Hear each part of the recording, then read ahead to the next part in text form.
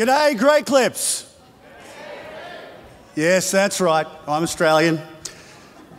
I do live here, but I am Australian. For the record, the Geico Gecko is not.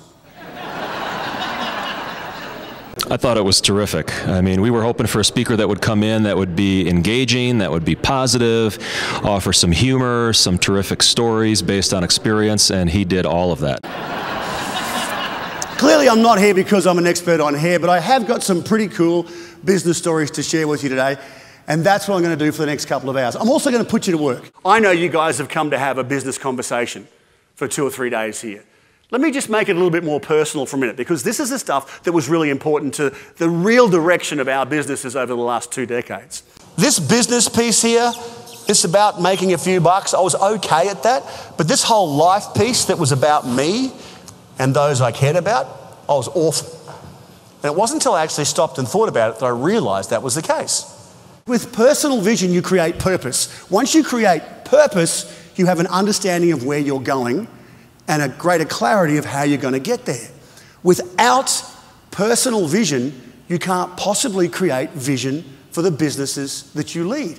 Right now, I want you to think about what you want out of your business. Whether you own the business or work for somebody else, it's irrelevant. Because if we understand this, now we've got a renewed passion for what the business can do for us. You've found your purpose. This now gives you greater passion because it's working for you. You've got it doing its job. I love the energy. Yeah, great energy and very intuitive and kind of a deep thinker, which is, it's nice, it's refreshing. And we grow, we invest in growth. We grow, we invest in growth. We grow, we invest. That's pretty much the cycle we have in business. We go round and round looking for an opportunity to grow the business to the next level, to improve our cash flow. But what about the metric of the industry? Things that are happening right now, consolidation, private equity, things that are going on that are making a difference. Change of a CEO with your competitor you heard this morning. That's the stuff we've also got to focus on because it influences not just our business, but our lives. And here's why. Because that stuff also influences the economy. We've got boom, bust, recovery, boom, bust, recovery. That's the economic cycle we all have to deal with day in, day out. And it will have the same cycle. Everyone's sitting around saying, 2008's done, thank you, I finally got out of that hole and I'm feeling pretty good, life is fantastic. Guess what? It is coming around again. He just hit a very raw point in me. So back to my opening comment, your emotions drive the success or the failure of your business. Here's what that looks like. I love this business, I hate this business. I love my staff, I hate my staff. I love my wife, I love my wife.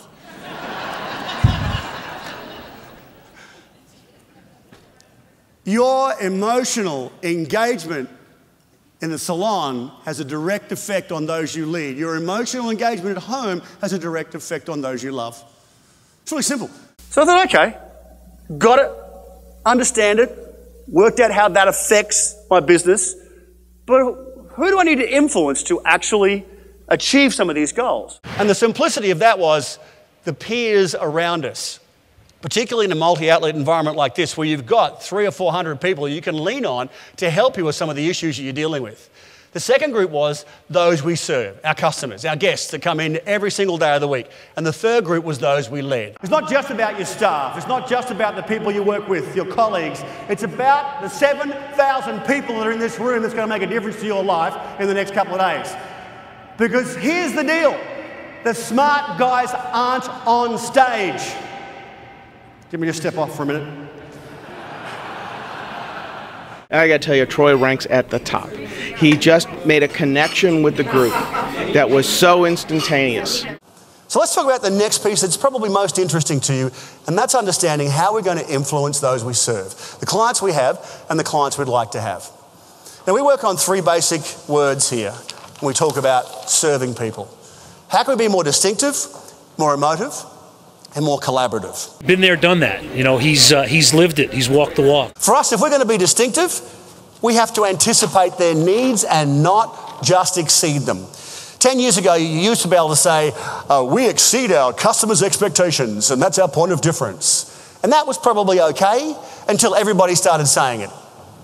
And then it lost its equity. It lost its value because all of a sudden, well, everyone's exceeding my expectations now, so they tell me. so what makes you so special? And the answer was not a lot. Because you see, I expect you're going to exceed my expectation. It's just what I expect of people these days. If you want to be competitive, give me something to think about. Give me something to be excited about.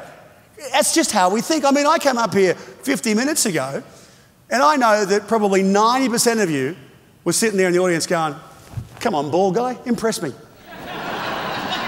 The unique thing about Troy is that he truly took the time to understand our business. He took his family into the salons. He had his girls get haircuts. Obviously, he doesn't need the haircut. And then he talked about elements of our business, comfort, freedom, connection. He clearly did his homework, which made it easier for people to have that dialogue with each other. Let's talk about leadership for a moment. Because that's a struggle for all of us trying to lead a business, trying to engage and retain and motivate great staff and have them really help us drive our businesses forward. I want an emotional connection with them and my companies, and then that can't help but then translate to an emotional connection with our customers, because they'll feel the energy. Now, just like our children, we ask them to do stuff. Bailey, go find your shoes. Charlie, pick up your toys. And they go, why? Because that's what kids do. Kids ask the question, why? Do you know why they ask why? It's because we don't tell them why we're asking them to do it. And we do exactly the same thing in business. We bark instructions, do this, walk this, talk this, say this, be this, hit that number, hit that target, be that budget, be the guy that comes first, get that client. But we don't explain how that attaches itself to the vision. So if I said, Bailey, go get your shoes, she'd go, why? If I said, go get your shoes, we're going to the park for the afternoon to play on the playground, she'd go, okay, Dad. And she's off. That's exactly the same in your environment. We need to remind ourselves that we can't lead with sound bites. We need to lead with vision. Succinct and to the point. Going through this process, finding our purpose, understanding our passion, influencing people and knowing where to find the hidden profit in the business, we managed to trade out of $1 million hole and not go broke. And in fact, the business was 30% more profitable in the following year because I had the time to create strategy and make sure we're executing on it. It really connected for me on a personal level on the things that I need to change. Go home, put your hand on your heart, pull out that bit of paper and ask yourself, what are you going to do to embrace evolution? And how are you going to be better tomorrow than you are today? Thanks for spending a couple of hours with me, guys. Good luck in the next 12 months. Have a good day. Thank you.